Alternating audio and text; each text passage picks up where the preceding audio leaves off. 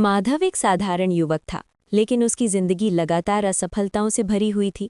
कभी वो भगवान गणेश का सच्चा भक्त हुआ करता था, पर समय के साथ नौकरी छूट गई, घर में तनाव बढ़ गया और हर दिन उसके विश्वास को कमज़ोर करता चला गया। कई रातें उसने यही सोचते हुए बिताईं कि अगर भगवान सच में होते हैं तो उसकी तकलीफ़ें क्यों नहीं देखते।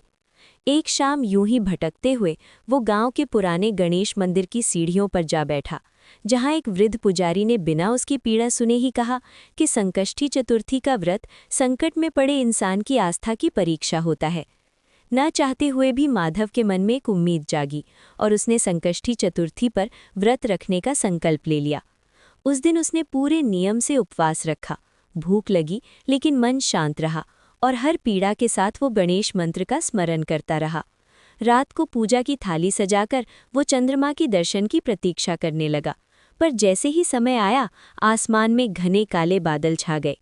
मिनट बीतते गए, चंद्रमा दिखाई नहीं दिया और माधव का धैर्य टूटने लगा। आंखों में आंसू भरकर उसने भगवान से कहा कि अगर आज भी उसका व्रत अधूरा रह गया तो शायद उसका विश्वास भी टूट जाएगा। तभी अचानक दीपक की लौ तेजी से कांपने लगी और बिना खिड़की खुले हवा चलने लगी, जिससे माधव को महसूस हुआ कि उस अंधेरी रात में वो अकेला नहीं है। दीपक की लौ असामान्य रूप से कांप रही थी और बिना खिड़की खुले कमरे में हवा का अजीब सा प्रवाह महसूस हो रहा था, जिससे माधव का मन भय और श्रद्धा के बीच डोलने लगा।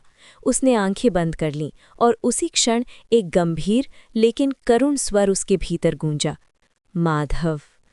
ये आवाज़ कानों से नहीं बल्कि सीधे उसके हृदय में उतर रही थी।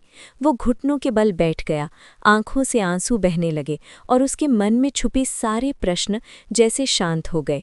स्वर ने कहा कि चंद्रमा बादलों में छिप सकता है लेकिन विश्वास नहीं, क्योंकि संकष्टी का अर्थ संकट के बीच भी स्थिर रहना है। उसी पल आसमान में बादल धीरे धीरे हटे और पूरा चंद्रमा नहीं तो उसकी एक कोमल किरण धरती तक उतर आई, जिसने माधव के चेहरे को छू लिया। कांपते हाथों से उसने चंद्र दर्शन कर व्रत पूर्ण किया और उसे समझ आया कि ये व्रत केवल उपवास का नहीं बल्कि अपने डर, निराशा और अहंकार को त्यागने का था। अगली सुबह सूरज के साथ माधव की जिंदगी में भी उजाला आया, जब एक कॉल के जरिए वो अवसर मिला जिसकी उसे महीनों से प्रतीक्षा थी। लेकिन अब उसका विश्वास किसी परिणाम पर नहीं टिका था। उस दिन के बाद संकट आए, पर वे उसे तोड़ नहीं पाए और हर संकष्टी चतुर्थी पर माधव चंद्रमा की ओर देखकर बस इतना कहता रहा कि तू दिखे या ना दिखे, अब मेरा विश्वास अडिग है, हे गणेश। माधव की ये कथा हमें याद दिलाती है कि भगवान संकट में हमारी परीक्षा लेते हैं, लेकिन विश्वास करने वालों को कभी अकेला नहीं छोड़ते। ऐसी ही दिव्य कथाएं सुनने के लिए जुड़े रहिए दिव्य कथा ऑफिशियल के साथ। नमस्ते गणपति बप्पा मोरया।